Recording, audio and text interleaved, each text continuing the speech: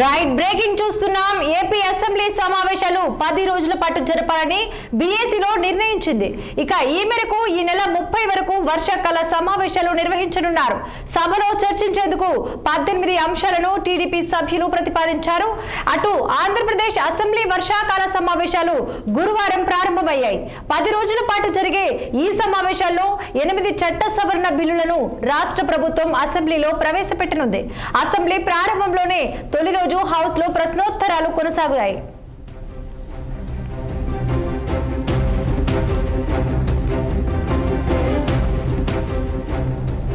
వివిధ సమస్యలపై సభ్యులు ప్రశ్నలు లేవనెత్తడంతో వాటికి మంత్రులు సమాధానమిచ్చారు.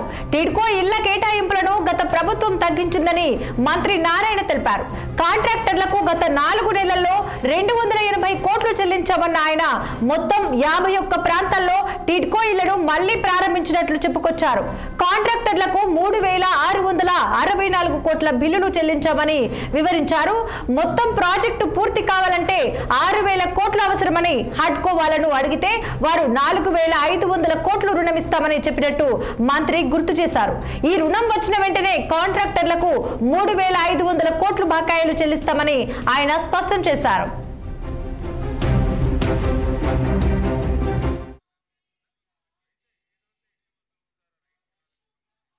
వంశధార రైట్ కెనాల్కు సంబంధించి 53వ కిలోమీటరు లాస్ట్ మైల్ అంటే 37 థాయిలాండ్ సంబంధించి 4600 ఎకరాలు ఇక్కడ ఉంది అధ్యక్ష.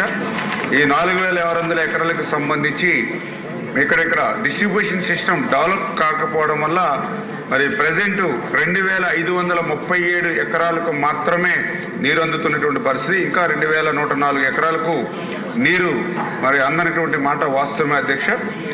దీనిపైన గతంలో మరి ఈ యొక్క కూటమి ప్రభుత్వం అధికారంలోకి వచ్చిన తర్వాత మొన్న ఏప్రిల్ నెల 22వ తారీఖున శ్రీకాకుళం కలెక్టరేట్లో జరిగినటువంటి రివ్యూ సమావేశంలో గౌరవ శాసనసభ్యులు కూడా ఆ రివ్యూ మీటింగ్లో ఆ యొక్క సమస్యను కూడా మా దృష్టికి తీసుకొచ్చినటువంటి స్థితిలో మా ఇరిగేషన్ డిపార్ట్మెంట్ మీద కూడా దీని మీద ఒక రివ్యూ చేయడం జరిగింది. ఈ యొక్క పనులు 2011లో అప్పుడు చేసేటువంటి శ్రీనివాస కన్స్ట్రక్షన్స్ ఏదైతే ఏజెన్సీ ఉన్నాయో అప్పటి నుంచి కూడా ఈ పనులు నిలిపివేయడం వల్ల ఆ డిస్ట్రిబ్యూషన్ సిస్టమ్ లేక మరి వాళ్ళకి నీరు అందనేటువంటి పరిస్థితి ఏదైతే ఉందో దాన్ని గమనించి ఆ రోజు ఏదైతే ఇరిగేషన్ అధికారులకు కూడా ఇన్స్ట్రక్షన్ చేయడం జరిగింది. ఈ యొక్క థాయిలాండ్ 37T థాయిలాండ్ ప్రాంతం ఏదైతే ఉందో గౌరవ శాసనసభ్యులు అడిగినట్లుగా మొదటి 3 కిలోమీటర్లు ఏదైతే లైనింగ్ 0 to 3 కిలోమీటర్స్, అదేవిధంగా ఓటీలు ఒక 8, స్ట్రక్చర్స్ ఒక 2, ఇవన్నీ కూడా నిర్మాణం చేయడానికి ఒక మరి 10 కోట్ల రూపాయల వరకు కూడా ఎస్టిమేట్ కూడా తయారు చేయడం అధ్యక్షంగా.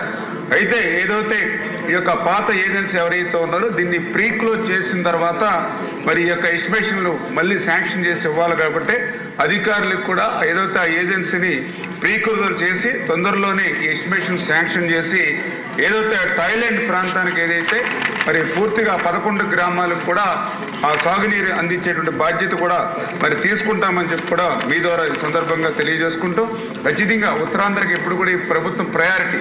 మొన్ననే వారం రోజుల క్రితం ముఖ్యమంత్రి గారు కూడా ఒక రివ్యూ మీటింగ్ పెట్టి